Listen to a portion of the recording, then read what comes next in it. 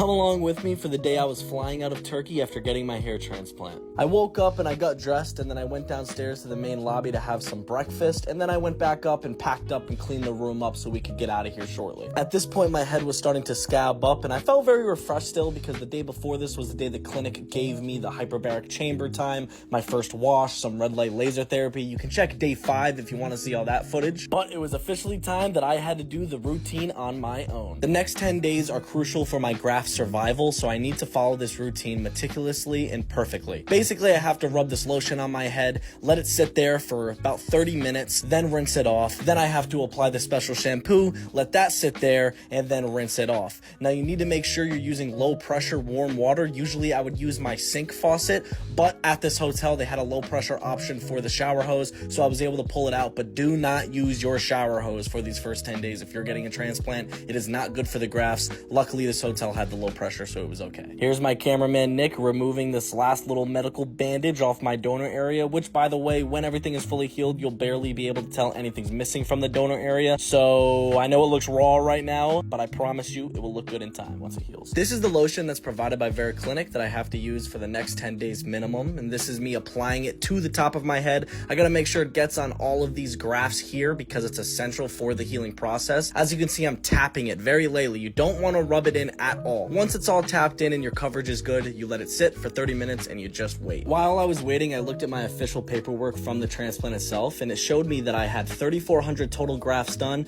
I had 2,100 of those put in the front, and the rest were put in the back, the crown area of my head. And I actually had a lot of double and triple follicles for this hair transplant, as this is my final hair transplant I'll be getting, so hopefully the results will come in great within the next year to a year and a half. Now it was time for me to get all of this lotion off so then I can apply the shampoo, and as you can see, I was able to get it all off by using just the edges of the shower head. Even though it's low pressure and they had that option, I was still trying to be conservative, and I got soaked. This is the shampoo that I'll be using for the next 10 days after the lotion part of the recovery process. And anyway, this is me applying it. It's the same deal, you just lightly tap it. The only thing different about this one is you also apply the shampoo to the donor area. You can actually rub the donor area, you don't have to tap, but just rub it lightly. As the week goes on, you can rub it a little bit harder. Everything ends up scabbing up, and by about day 8 or 9, you can feel the scabs starting to try to come off, and on day 10 or 11, you end up taking all the scabs off as part of the recovery process. Here's me rinsing it off once again, and just like that, day 1 was complete of the recovery process for this transplant. And if you also notice, there's a phone in the background because I'm recording another POV, as it'll be a separate TikTok showing this recovery process. And if you see that video on my page and you've already seen this one, throw something in the comments to let me know that. We'll have a little inside joke here. We'll say it's growing already. Then I threw my headband back on. This you just have to wear for the first couple of days. It helps prevent the swelling from the top of your head travel down your face into your jaw. And with that, we were ready to head out of Turkey. I took one more look at my hotel room for the last time. It was a great time being in this beautiful city, and we decided to go to the top floor to check out the view one last time. I mean, just look at this. Unbelievably beautiful. I'm so thankful for the whole city of Istanbul.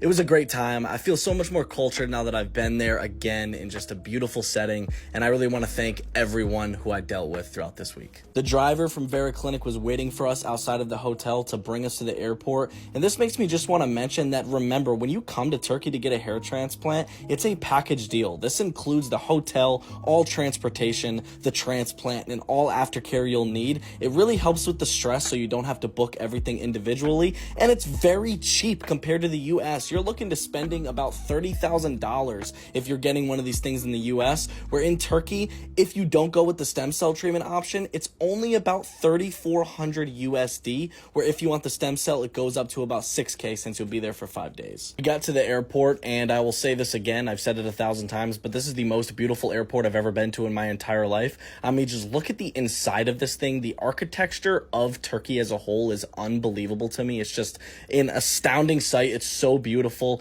and I'll never forget it. I mean, they literally have a designated nap area in the airport if you're waiting for a flight and you want to go and chill and take a nap. Are you kidding me? That's unbelievable. We boarded the flight to head back to Boston, and I could feel a couple people checking out your boy's head. They were like, whoa, that guy's got a 1,000 holes in his head. But at this point, we're still in Turkey, so everyone kind of understood because it's a known thing that everyone gets hair transplants there.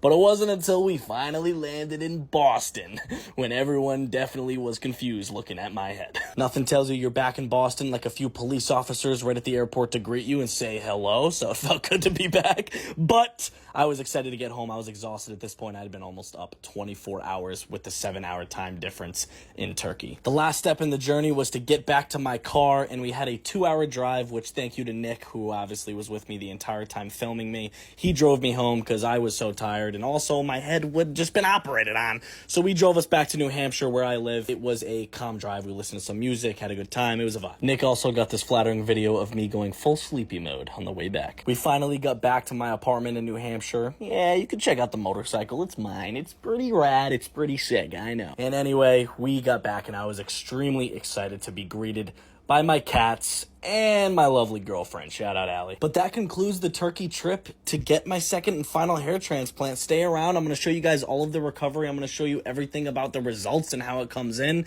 And I'm super excited. Big thank you to Vera Clinic. The link is in my bio to their website if you want to reach out to them to actually get a hair transplant with them yourself. And just thank you all for your time. And I really appreciate you guys watching this. I hope you enjoyed it. I hope you learned something. I hope you were entertained. It was a great time for me. And that's it. That's all there is, baby. I love you guys so much, and I'll see you soon. I'm so thankful, and sending you all the love I possibly can. Let's grow some hair. Chris Hair Journey out.